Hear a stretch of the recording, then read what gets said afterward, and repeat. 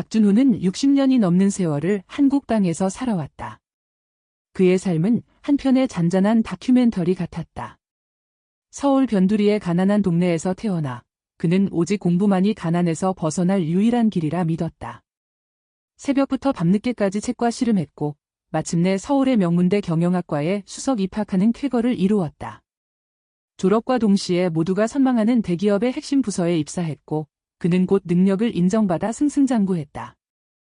40살이 채 되기도 전에 부장 타이틀을 달았고 50살에는 임원 자리에 올랐다. 그는 회사의 성과에 자신의 모든 것을 바쳤고 그의 노력 덕분에 회사는 눈부신 성장을 거듭했다. 사회적으로 그는 완벽한 사람이었다. 안정적인 수입, 강남의 최고급 아파트, 명문대에 진학한 2 자녀. 언론에서는 그를 별표의 성공한 리더의 표본이 별표이라 불렀고 그는 수많은 강연 요청에 시달렸다. 하지만 그 모든 화려함 뒤에는 깊은 공허함이 숨겨져 있었다. 그의 젊은 시절, 그는 낡은 필름 카메라를 들고 전국을 떠돌며 사진작가를 꿈꾸던 자유로운 영혼이었다. 그러나 현실의 무게는 그의 꿈을 짓눌렀다. 부모님의 간절한 기대, 가장으로서의 책임감, 그리고 사회적 성공에 대한 강박은 그의 예술적인 열정을 서랍 속 깊이 봉인시켰다. 그의 결혼 생활 역시 표면적으로는 완벽했지만 내면은 텅 비어 있었다. 아내와의 만남은 대기업 임원으로서 갖춰야 할 조건에 가까웠다. 부유한 집안, 단정한 외모, 좋은 교육 배경. 사랑보다는 이성적인 판단과 사회적 시선이 우선이었다. 그들은 서로에게 존중은 있었지만 깊은 감정적 교류는 없었다. 대화는 점차 줄어들었고 그들 사이에는 두껍고 투명한 유리벽이 세워지는 듯했다. 자식들을 키우는 동안에는 그나마 부모라는 공동의 목표가 있었지만 이제 2 자녀가 모두 독립하여 해외로 떠나고 나자 텅 빈 집에는 어색한 침묵만이 맴돌았다. 준호는 아내와의 관계에서 어떤 의미도 찾을 수 없었다. 그들은 그저 같은 지붕 아래 사는 동거인에 불과했다. 정년퇴직 후 그의 삶은 더욱 무의미해졌다. 아침이면 갈 곳도 할 일도 없는 스스로를 발견했다. 친구들을 만나도 온통 병원 이야기나 자식 자랑뿐이었다. 그는 자신이 평생을 바쳐 이룬 성공이 결국 껍데기에 불과했다는 자괴감에 시달렸다. 그는 이제 더 이상 남의 시선을 의식하며 살고 싶지 않았다. 자신에게 남은 시간을 진정으로 원하는 것에 쓰고 싶다는 강렬한 열망이 그의 가슴을 뜨겁게 달구었다. 그는 무료한 시간을 달래기 위해 30년 넘게 봉인했던 낡은 필름 카메라를 꺼냈다. 먼지 쌓인 렌즈를 닫고 셔터를 눌렀다. 찰칵거리는 소리가 그의 잊었던 열정을 다시 불러일으켰다. 그는 온라인 사진 동호회에 가입했고 그곳에서 스위스의 아름다운 풍경 사진들을 접하게 되었다. 웅장한 알프스 산맥, 에메랄드빛 호수, 그림 같은 전원 풍경은 그의 심장을 뛰게 했다. 그는 언젠가 꼭 한번 스위스를 방문하여 자신의 카메라에 그 아름다움을 담고 싶다는 막연한 꿈을 현실로 만들기로 결심했다. 그는 아내에게 스위스 여행을 제안했지만 아내는 시큰둥하게 고개를 저었다. 그 나이에 무슨 여행이에요? 그냥 집에서 쉬어요. 그녀의 싸늘한 반응에 준호는 더 이상 미련을 두지 않았다. 그는 조용히 비행기표를 예매했다. 60평생 홀로 떠나는 해외여행은 처음이었다. 설렘과 약간의 두려움이 뒤섞인 감정으로 그는 취리히 공항에 도착했다. 스위스의 상쾌한 공기가 그의 폐부 깊숙이 스며들자 그는 비로소 자유로움을 느꼈다. 그는 렌터카를 빌려 스위스의 작은 마을들을 유유히 돌아다녔다. 인터라켄의 푸른 호수, 체르마트의 웅장한 마테홀은 루체른의 아름다운 구시가지. 셔터를 누르는 순간만큼은 그는 젊은 날의 꿈을 다시 꾸는 듯했다. 그는 관광객으로 붐비는 대도시보다는 조용하고 한적한 시골 마을을 선호했다. 그곳에서 그는 잃어버렸던 자신을 찾고 싶었다. 어느 작은 산골 마을, 그린델발트의 한 고즈넉한 카페. 창밖으로는 설산이 병풍처럼 펼쳐져 있었고 테이블에는 야생화가 수줍게 놓여 있었다. 준호는 따뜻한 커피 한 잔을 앞에 두고 창밖 풍경을 카메라에 담고 있었다. 그때 카페 테라스에 앉아 책을 읽고 있는 한 여인에게 시선이 닿았다. 그녀의 이름은 아멜리에. 밝은 금발의 푸른 눈을 가진 그녀는 스위스의 아름다운 자연과 완벽하게 어우러져 한 폭의 그림 같았다. 준호는 자신도 모르게 카메라 셔터를 눌렀다. 그의 카메라 셔터 소리에 아멜리에가 고개를 들었다. 그녀의 푸른 눈이 준호와 마주쳤고 준호는 순간 얼굴이 붉어졌다. 그는 용기를 내어 그녀에게 말을 걸었다. 실례합니다. 너무 아름다워서 저도 모르게 카메라를 들었습니다.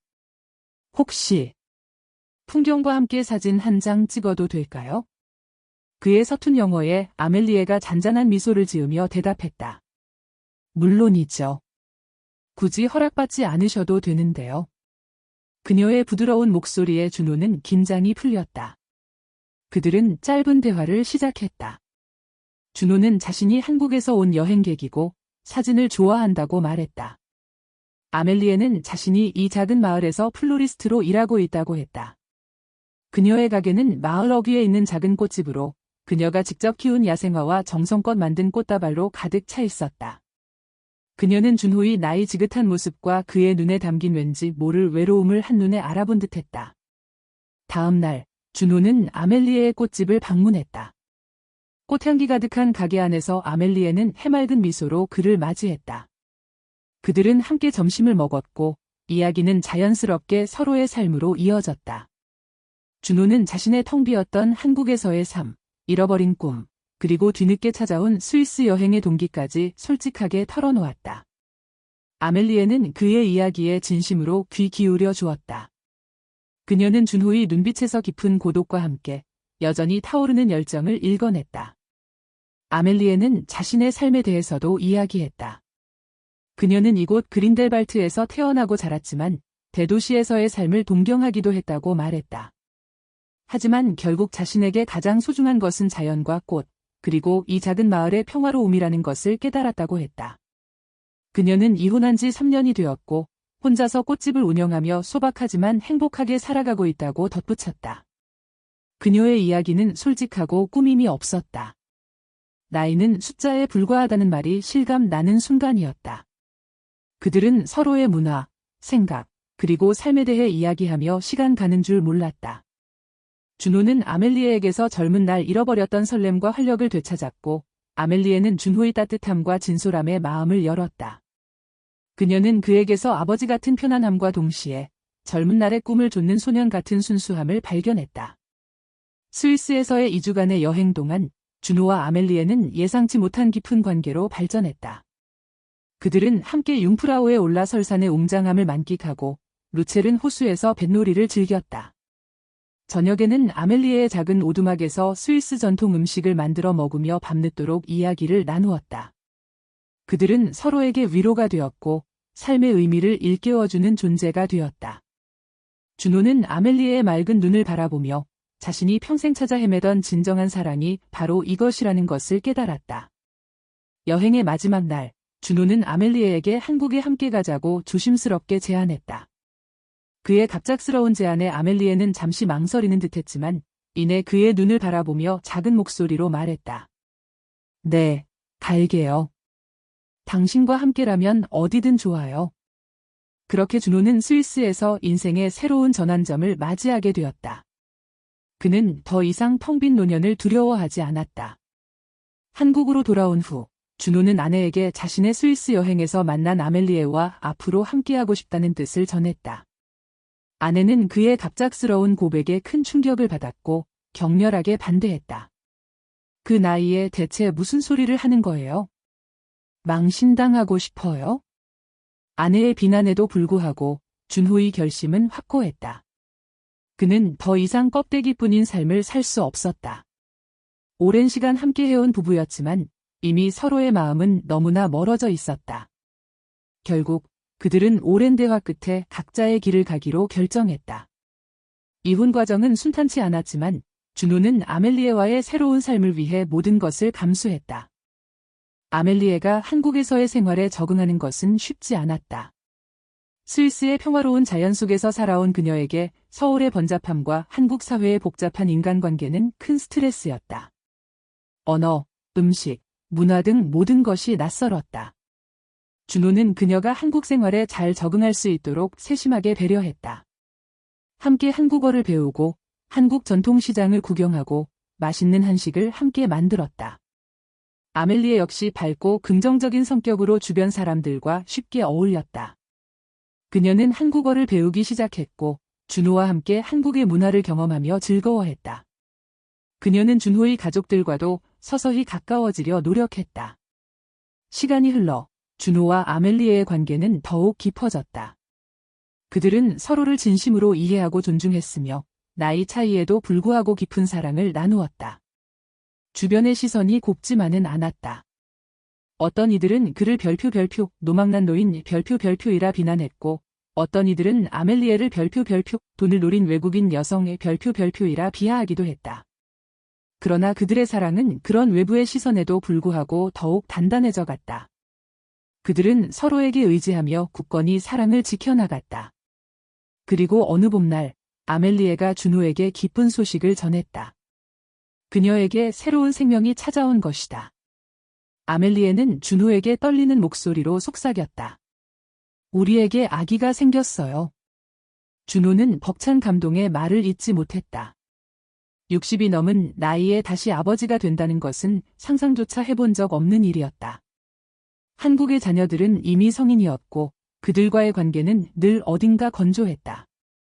그는 이제 진정으로 자신만의 아이를 가질 수 있다는 사실에 뜨거운 눈물을 흘렸다. 그는 아멜리에를 따뜻하게 안아주며 앞으로 태어날 아이를 위해 더욱 행복하게 살아가자고 약속했다. 아멜리에 역시 눈물을 글썽이며 준호의 품에 안겼다. 그들은 서로의 사랑과 믿음 안에서 새로운 생명을 맞이할 준비를 했다. 아멜리에의 임신 기간 동안 준호는 그녀를 극진히 보살폈다. 함께 병원에 다니고 건강에 좋은 음식을 챙겨 먹였으며 밤에는 태어날 아이를 위한 동화책을 읽어주었다. 그는 아멜리에의 작은 변화 하나하나에도 민감하게 반응하며 그녀가 편안하고 행복하게 지낼 수 있도록 최선을 다했다. 아멜리에 역시 준호의 따뜻한 보살핌 속에서 행복한 시간을 보냈다. 그들의 사랑은 나이를 초월하여 더욱 깊어지고 단단해지는 듯했다. 드디어 아멜리에가 출산하는 날, 준호는 초조한 마음으로 병원 복도를 서성였다. 긴 기다림 끝에 간호사의 목소리가 들려왔다. 축하드립니다. 건강한 아기입니다. 준호는 뜨거운 눈물을 흘렸다. 그는가 태어난 자신의 아이를 품에 안고 이루 말할 수 없는 감격에 휩싸였다. 그의 늦은 사랑은 마침내 아름다운 결실을 맺은 것이다. 그는 아이에게 서로의 나라 이름을 따서 하준 별표이라는 예쁜 이름을 지어주었다. 하준이는 준호에게는 젊음을 되찾아준 활력소였고 아멜리에에게는 삶의 가장 소중한 의미가 되었다. 셋은 서로를 아끼고 사랑하며 행복한 가정을 이루어갔다. 준호는 늦게나마 진정으로 원했던 삶, 사랑하는 사람과 함께하는 소중한 일상을 살아가고 있다고 느꼈다. 하지만 그들의 행복은 예상치 못한 그림자에 가려져 있었다. 어느 날 하준이가 병원에 갈 일이 생겨 아멜리에와 함께 준호의 단골 의사를 찾아갔다. 진찰을 마친 의사가 준호에게 조심스럽게 말했다. 하준이 아버님, 혹시 아멜리에 씨가 습관성 유산 때문에 고생했었다는 이야기 들어보셨나요? 아기 몸에 특이한 유전적 표지가 보이는데 이 정도면 임신 유지가 상당히 어려웠을 텐데요. 준호는 의사의 말에 순간적으로 멍해졌다. 습관성 유산? 그는 아멜리에에게 그런 이야기를 들어본 적이 없었다. 그는 아멜리에가 스위스에서 이혼 후 혼자 지냈다는 사실만 알 뿐 그녀의 건강 문제에 대해서는 전혀 알지 못했다. 아멜리에의 얼굴은 하얗게 질렸고 그녀는 당황한 표정으로 준호의 눈을 피했다. 준호는 의아했지만 애써 침착함을 유지했다. 의사는 더 이상 묻지 않고 진료실을 나섰다. 준호는 아멜리에를 바라보았다. 그의 눈에는 질문이 가득했다. 집으로 돌아온 준호는 아멜리에에게 진실을 요구했다. 아멜리에는 눈물을 흘리며 과거를 털어놓았다. 그녀는 전 남편과의 사이에서 2번의 임신을 했었지만 모두 습관성 유산으로 아이를 잃었다고 고백했다. 의사는 그녀에게 사실상 임신이 불가능하다는 진단을 내렸었다고 덧붙였다. 준호는 충격에 휩싸였다. 그렇다면 하준이는 어떻게 태어난 것일까? 그녀는 준호를 너무나 사랑했고 그의 아이를 갖고 싶었기에 과거의 병력을 숨겼다고 말했다. 그녀는 준호에게 실망을 주고 싶지 않았다고, 그래서 모든 것을 비밀에 붙였다고 흐느꼈다. 민철은 며칠 밤낮을 잠 못 이루며 고민했다. 아멜리에가 자신을 속였다는 사실에 깊은 배신감을 느꼈지만 동시에 아이를 간절히 원했던 그녀의 마음도 이해할 수 있었다. 그는 혼란스러웠지만 하준이를 향한 사랑은 변함이 없었다. 그는 자신이 한국에서 겪었던 공허함과 외로움을 아멜리에가 채워주었음을 깨달았다. 그녀의 존재는 그의 삶에 다시금 의미를 부여해 주었다. 그는 아멜리에에게 말했다. 나를 속인 것은 분명히 잘못되었지만 나는 당신을 사랑하고 하준이를 사랑합니다. 진실을 말해줘서 고마워요. 그의 말에 아멜리의 얼굴에는 안도와 감사의 눈물이 흘러내렸다. 하지만 그들의 행복은 아직 완전하지 않았다. 아멜리에의 고백이 있은 지 몇 주 후, 준호는 우연히 아멜리에의 스위스 지인과 통화를 하게 되었다. 준호는 스위스에서의 추억을 이야기하던 중 하준이에 대한 이야기를 꺼냈다. 그의 지인은 뜻밖의 반응을 보였다. 하준이라니요? 아멜리에에게 아이가 있었나요? 그녀는 결혼 전부터 아이를 가질 수 없는 몸이었고 남편과 그 문제로 이혼한 것으로 알고 있는데요. 준호의 심장이 철렁 내려앉았다. 아멜리에가 자신에게 임신이 어렵다고 말했지만 아예 불가능한 몸이었다는 것은 금시초문이었다. 준호는 지인의 말을 끊고 다시 물었다. 정말 확실합니까? 아멜리에가 아이를 가질 수 없었다고요. 지인은 확신에 찬 목소리로 그렇다고 대답했다. 준호는 전화를 끊고 몸을 가누지 못했다. 아멜리에가 자신에게 이야기했던 습관성 유산조차도 거짓이었다는 말인가? 그의 머릿속은 혼돈 그 자체였다. 그가 그토록 사랑했던 아멜리에, 그리고 그의 아들이라 믿었던 하준이. 모든 것이 거짓 위에 세워진 허상이었다는 말인가? 준호는 이성적으로 생각할 수 없었다. 그는 아멜리에에게 강하게 따져 물었다. 아멜리에는 준호의 추궁에 결국 모든 진실을 털어놓았다. 그녀는 실제로 임신이 불가능한 몸이었다. 하준이는 그녀가 스위스에서 이혼 후 만났던 오랜 친구가 입양한 아이였다고 말했다. 그녀는 준호가 아이를 간절히 원한다는 것을 알고 있었고 그를 잃고 싶지 않았다고 했다. 그래서 친구에게 부탁하여 하준이를 마치 자신의 아들인 것처럼 준호에게 속였던 것이다. 아멜리에의 눈에는 공포와 함께 체념이 서려 있었다. 그녀는 준호의 손을 잡고 흐느꼈다. 나는 당신을 정말 사랑해요. 당신을 잃고 싶지 않았어요. 하준이가 없으면 당신이 나를 떠날까 봐 너무 무서웠어요. 준호는 두 번의 충격에 정신을 차릴 수 없었다. 그가 그토록 사랑했던 아들이 모두 자신의 핏줄이 아니었다는 사실보다 아멜리에가 그를 두 번이나 속였다는 배신감이 더 크게 다가왔다. 그는 자신이 얼마나 어리석었는지, 얼마나 쉽게 속아 넘어갔는지 깨달았다. 그의 눈에는 이글거리는 분노와 함께 주체할 수 없는 슬픔이 차올랐다. 그는 자신이 꿈꾸었던 완벽한 행복이 철저하게 거짓 위에 세워진 허상이었음을 깨달았다. 며칠 밤낮을 잠 못 이루며 고민하던 준호는 결국 침묵을 깼다. 그는 아멜리에에게 말했다. 당신이 나를 속인 것은 결코 용서받을 수 없는 일입니다.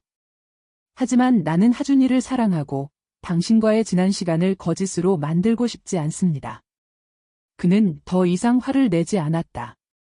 그의 목소리에는 깊은 슬픔과 체념이 섞여 있었다. 그는 한국에서의 삶에서도 늘 타인의 기대와 시선에 맞춰 자신을 속여왔다. 이제 이 마지막 삶의 여정에서까지 자신을 속인 거짓에 무너지고 싶지 않았다. 아멜리에의 거짓말은 그의 삶에 다시 한번 깊은 그림자를 드리웠지만 그는 이 고통마저도 자신이 겪어야 할 운명이라 받아들이기로 했다. 그는 아멜리에와 하준이가 자신의 삶에 가져다준 진정한 기쁨과 사랑을 외면할 수 없었다. 아멜리에는 준호의 말에 고개를 떨군 채 흐느꼈다. 그녀는 준호에게 더 이상 그를 속이지 않을 것이며 진심으로 그와 하준이를 위해 살아가겠다고 맹세했다. 준호는 그녀의 손을 잡았다. 그의 마음속에는 여전히 배신감의 잔재가 남아 있었지만 그는 이제 새로운 의미의 가족을 만들어가기로 결심했다. 그들의 관계는 이제 단순히 사랑이라는 이름으로 묶인 것이 아니었다. 그것은 용서와 이해, 그리고 어쩌면 서로에게 필요한 존재가 되어가는 더 복잡한 형태의 관계였다. 준호는 하준이를 보며 미소 지었다. 비록 혈연으로 이어진 자식은 아니었지만 그는 하준이에게 깊은 사랑을 느끼고 있었다. 그는 이제 한국으로 돌아갈 생각도 아멜리에를 떠날 생각도 없었다. 스위스와 한국, 그리고 한 남자의 노년과 한 여인의 삶이 교차하며 엮어진 이 특별한 인연은 그렇게 계속될 것이다. 그의 노년은 예측할 수 없는 방향으로 흘러갔지만 그는 그 안에서 진정한 자신을 찾아가고 있었다. 그는 더 이상 껍데기뿐인 성공을 좇지 않았다. 그의 삶은 비록 거짓으로 시작되었을지언정 이제는 진정한 사랑과 이해, 그리고 용서로 채워지고 있었다. 그는 이제 홀로 외로이 걷는 것이 아니라 함께하는 이들과 함께 이 삶의 여정을 계속할 것이다. 오늘 이야기는 여기까지입니다. 매일 올라오는 이야기를 보시려면 구독 버튼을 눌러주세요. 또 뵙겠습니다. 감사합니다.